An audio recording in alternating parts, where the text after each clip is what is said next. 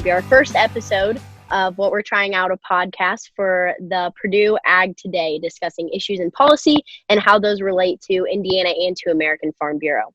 My name is Grace Hasler. I'm a junior double majoring in agricultural economics and agricultural communication, and today I'm joined by three other Purdue Collegiate Farm Bureau members who I'm going to let introduce themselves. So hi everyone, my name is Hannah Walker and I am a sophomore in agriculture communications with a minor in political science. Also, I've had the pleasure of serving as the Purdue Collegiate Farm Bureau Policy Chair this past year, which I've been really excited about and really excited about this podcast. So I'm going to hand it over to Kathleen to introduce herself. Hi everyone, my name is Kathleen Trimble. I'm a junior in the College of Ag here at Purdue, and my major is agricultural economics, and I'm interested in law school after Purdue. I also am really excited about this podcast to discuss these issues with these other ladies. So, Brooke, go ahead.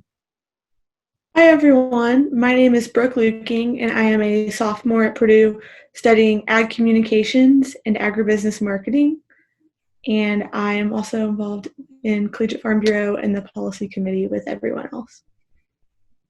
So to go ahead and get started out, we all collectively decided that, there's an election going on. And so it might be something that's a little bit important to talk about. So today we looked at an article from farmprogress.com, and each of us decided to take issues, kind of compare and contrast some of the policies that have to do with agriculture between the two candidates, Joe Biden and President Donald Trump.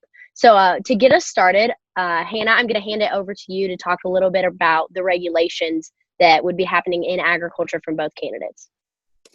Yeah, so Kathleen and I took the regulations question that the candidates were asked, and the specific question that they were asked is, farmers are concerned about balancing regulations. What regulations do you anticipate expanding or rolling back? So I'm going to talk a little bit about what the Trump-Pence administration sees fit for regulations, and then I'll pass it over to Kathleen to talk about some of what Biden has to say. So from the beginning of the Trump administration, the goal for that administration was to roll back regulations. And they actually have what's called a 2-for-1 directive, which means that any new regulation that is imposed must be followed or accompanied by the removal of 2 existing regulations. And so the Trump administration has felt very strongly about this and feel that rolling back regulations is going to be beneficial to farmers and make it easier to be a farmer in America. They feel that they've advanced rules related to organic agriculture, biotech, livestock marketing, nutrition programs, school meal standards, and numerous other farm bill programs, which have led to the easement of burdens on farmers and ranchers in America. Also, the Trump administration highlights the policy reform of the National Environmental Policy Act. So basically, the Trump administration sums up their feelings on this, that regulations need to be commonly support protecting our country is most important. Moving on to what the Biden administration has said about this question, it was a far bit shorter than what the Trump administration had to say. But looking at it, the main point that I specifically understood from what they were trying to say is that when regulations are created, they're done under the supervision of scientists and experts so that they create the best impact on the people who are involved. So the people who these policies are created to help or what they're created to protect. They want to ensure open, transparent deliberations on the costs and benefits of various regulations. And they think that this is going to help them, or they think that this is going to lead to a better and more inclusive policy. So I'm just going to go ahead and ask. Yeah, I was going to say, Hannah and Kathleen, in just a few words, what are the best parts you think of each administration's view on regulations in ag? I think it really is a give and take of what side you're on. I think ultimately, as farmers, we see the rollback of regulations is a good thing in some circumstances, but also in some situations, these can have a negative impact on the environment because obviously these regulations were put into place for a purpose. And so I think that while some of this rollback may be positive, we really need to take a look at what is being rolled back and what's the purpose in rolling those regulations back. Agreed. But I would have really liked to seen a little more detail in Biden's answer about what regulations he sees specific to the agriculture industry rather than just a broad policy-making answer. Mm-hmm. I would like to add to that and clarify just a little bit of what I said. When I mentioned that these regulations were going to be created with the supervision of scientists and experts, I think that the Biden administration has a positive idea of what we should do with these policies. I just agree with Hannah with that. I would have liked to have had a little bit better of an idea, or they would have explained a little bit better what they mean by that statement. The Trump administration is pursuing the reform of the National Environmental Policy Act, which is the first reform for that act in over 30 years. So basically, they're looking to reduce the timeline for environmental review proposed regulations, which will hopefully avoid lawsuits in the environmental community, which can be a hindrance to certain businesses and industries. Did either of you have anything else you'd like to say on regulations before we move on to the next talking point? I think just overall, they are very different in regards to regulations. One is looking for further regulations and the other is looking to repeal. So just kind of give and take on that, which one you're looking for. If you're wanting more regulations, I would say that Biden is definitely the guy that is looking to make more regulations, and Trump is definitely looking to repeal. Yeah, I would add to that and say that I think they both have great intentions for the rural Americans who are involved in farming, rural America in general. So I would say that what Hannah said is spot on. So the next point that we're going to move to, which is something we talk about a lot, is healthcare. However, of course, because this is Farm Bureau and we are talking specifically about agriculture, we're going to take more of a look on each administration's policies as far as rural healthcare. Now, when looking at this article from Farm Progress, a lot of what we saw with Biden was that he wants to open rural hospitals. He kind of cited the fact that a lot of rural hospitals across rural America are closing due to the fact that they just can't stay open. They don't have the resources. So with his administration, they really want to pour funding into those hospitals, not only so that people have better access to healthcare in rural communities, but they can also expand the Affordable Care Act, otherwise known as Obamacare, in that way. And it also, in his plan, they plan to double the funding for community healthcare centers in these rural areas. He also wants to bring more jobs by putting in this funding. So it's really just about pouring money into the systems that are in small town America. Now, something the Trump administration talked about when we were looking at this article, which kind of seems an odd end of the spectrum, is they cited working with the USDA's Reconnect program. And what the Reconnect program is an initiative to bring better broadband internet services to rural America, which seems kind of an odd way to go with healthcare. But when they began to talk about it a little more, it had more to do with telehealth and finding access to resources rather than pouring money into healthcare specifically. They want to put money into things that would help people find healthcare. So that was a really interesting take. And then what the Trump administration also talked about in this article was that they want to put more of a focus on mental health, which is something Indiana Farm Bureau and American Farm Bureau really agree with on the Trump administration. We currently have initiatives like Farmtown Strong, which are bringing awareness about the mental health that farmers face due to the variability of markets and just our industry as a whole.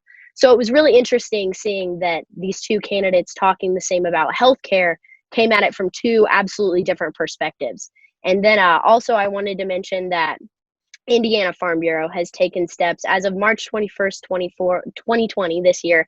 They passed legislation to make it easier for self-employed people like farmers to provide health insurance, not only to them and their family, but also to the few workers that they might have. So it's kind of neat to see that we really are making progress in the area of health insurance for rural communities. That being said, how do you all feel about the different approaches, access to healthcare versus funding healthcare in rural communities? What are y'all's thoughts? Well, I really like that President Trump tied in the Reconnect program and rural broadband because, one, that's a huge initiative for Indiana Farm Bureau is getting broadband to our rural communities.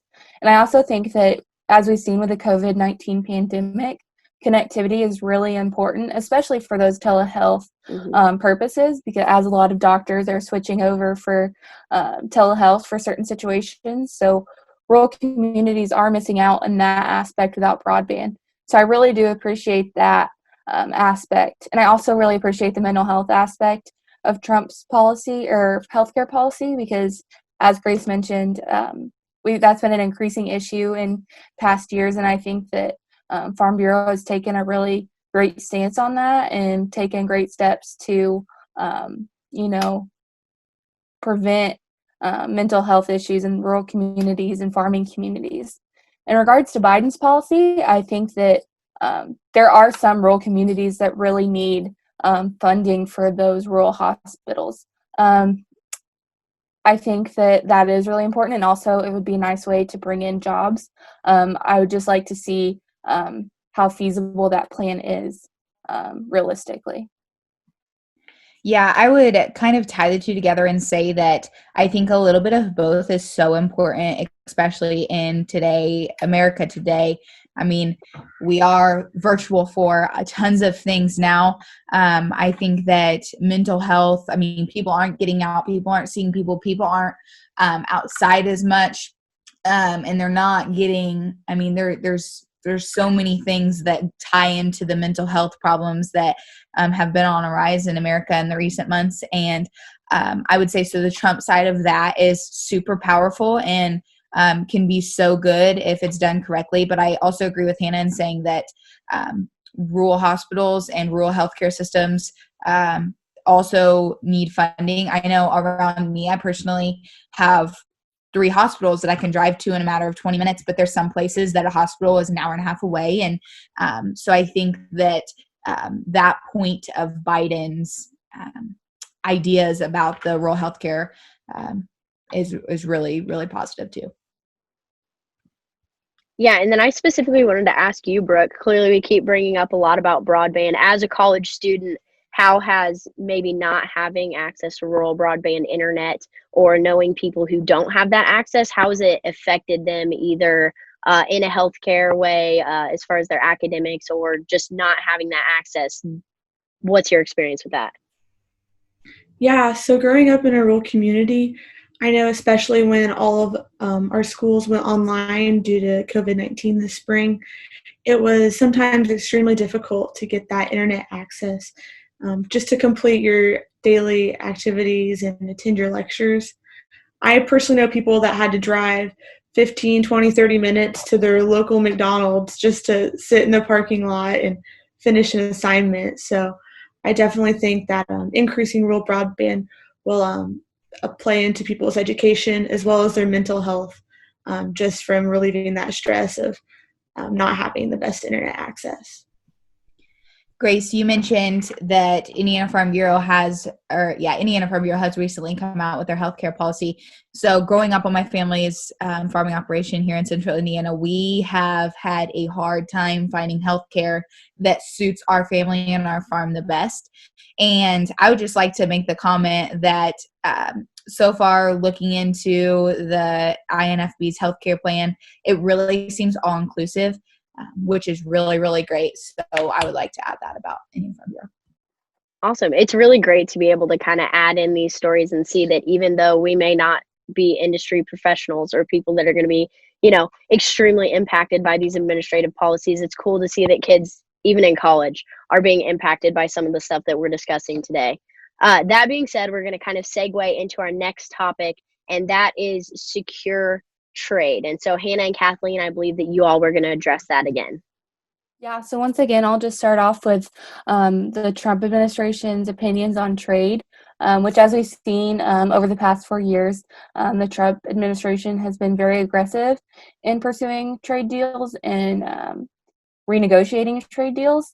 The Trump administration also highlighted that due to some of these trade tensions, that they have provided $28 billion to support farmers that were directly impacted by trade war, which has been beneficial to many communities and producers. And the Trump administration really just is looking to keep other countries from taking advantage of American farmers and unfair trade deals.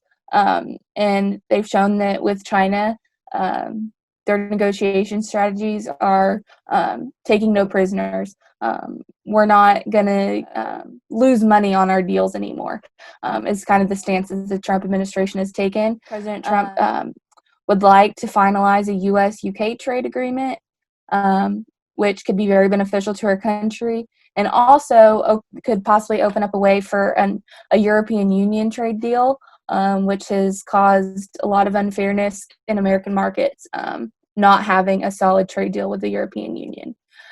So that's kind of Trump's policy on that. He's very aggressive in opening new trade channels and making sure that those trade channels are fair to our American farmers. So Kathleen, if you want to comment on Biden's policies. Yeah, again, if you look at the article, Biden's response to this question was rather short. However, I'll just highlight a couple of the main points that I got out of it. First and foremost, he is very subtle and way less aggressive than the Trump administration when it comes to completing trade deals, starting trade deals, whatever it may be. He really takes a, I would say, probably more friendlier approach.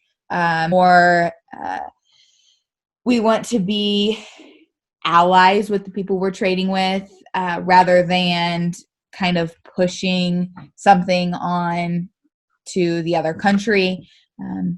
Really, I would say that's the main thing that Biden hit on in this topic. He makes the comment that America's farmers and rural communities have paid a heavy price for Trump's trade tariffs. With that comment, we can see that he really doesn't agree with what the Trump administration has done in the past 4 years. And that he will, with that being said, I would like to infer that he probably is going to reverse a lot of what he's done. I think it's also interesting when you look at a lot of the other platforms outside of agriculture and honestly the personalities of the candidates. What you guys just talked about with trade, I feel like has reflected their kind of personalities better than anything we've talked about so far. So that was definitely very interesting.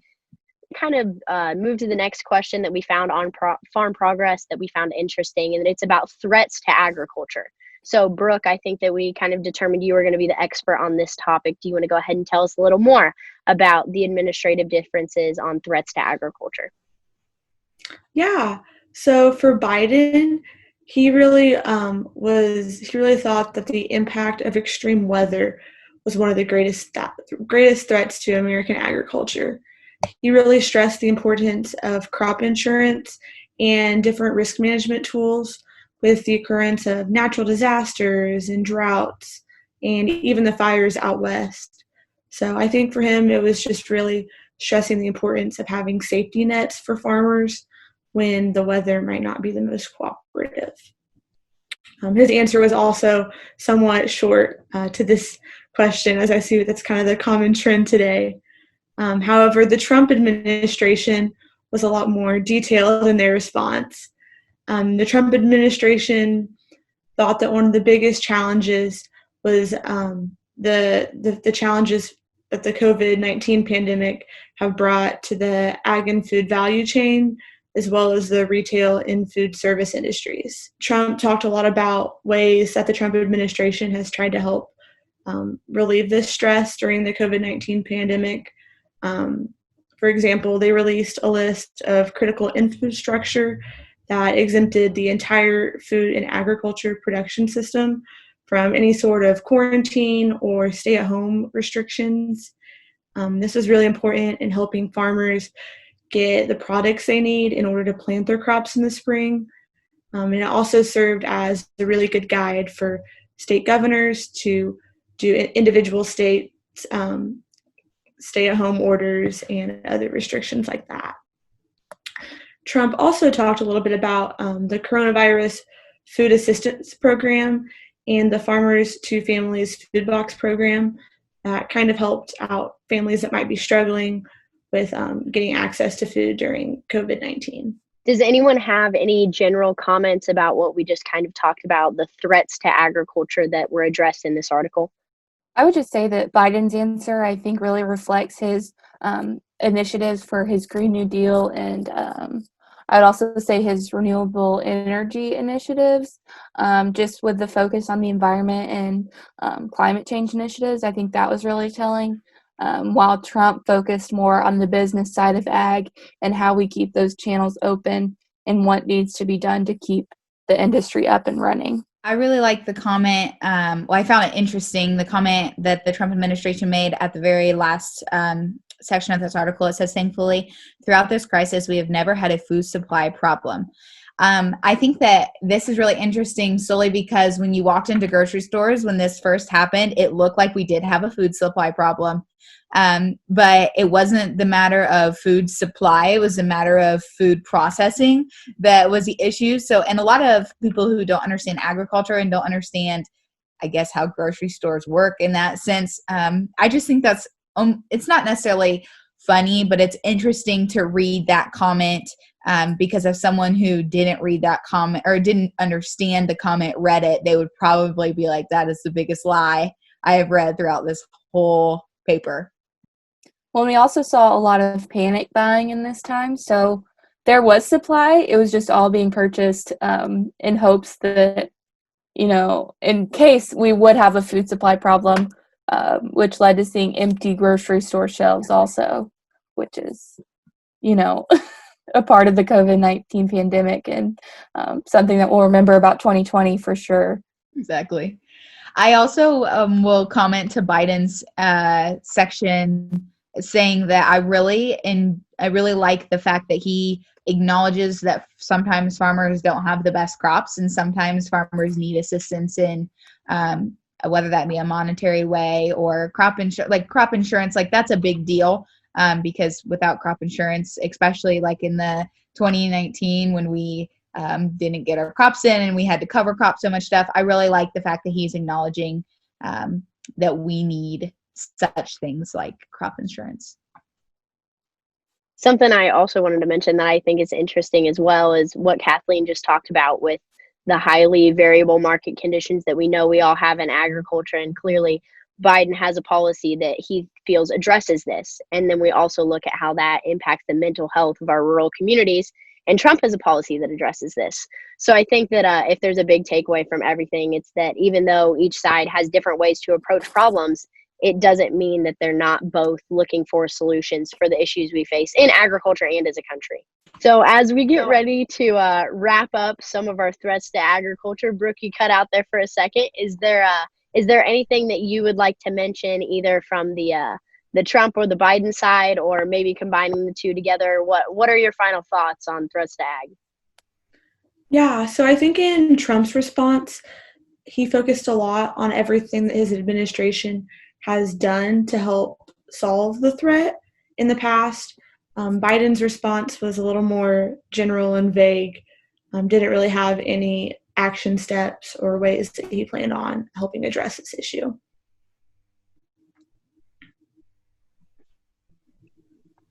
Well, that being said, we've covered quite a few topics today. Again, the article that we referenced to talk about some of these issues was from farmprogress.com. And the article was titled Trump and Biden, What Solutions Do They Bring to Ag? And again, from securing trade, loosening or tightening regulations, rural healthcare, and threats to agriculture, there are clearly some very different approaches. But again, both candidates are looking for solutions within agriculture. Does anyone have any final comments that they would like to say before we wrap up? I would just say that if you're seeing this before November 3rd, make sure you get out and vote. And if you're seeing it after, make sure you get it out and vote the next election. Your vote does matter, and it's your civic duty. So I would, again, just encourage everyone to make sure you get your votes in. All right, we're going to go ahead and wrap up. For anyone who has made it this far watching, we really appreciate you. Thanks for watching. We're going to go ahead and end. I'm Grace Hasler. I'm Hannah Walker. I'm Kathleen Trimble. And I'm Brooke Lueking. And this is the Purdue Ag Today podcast presented by Purdue Collegiate Farm Bureau. Thank you for listening.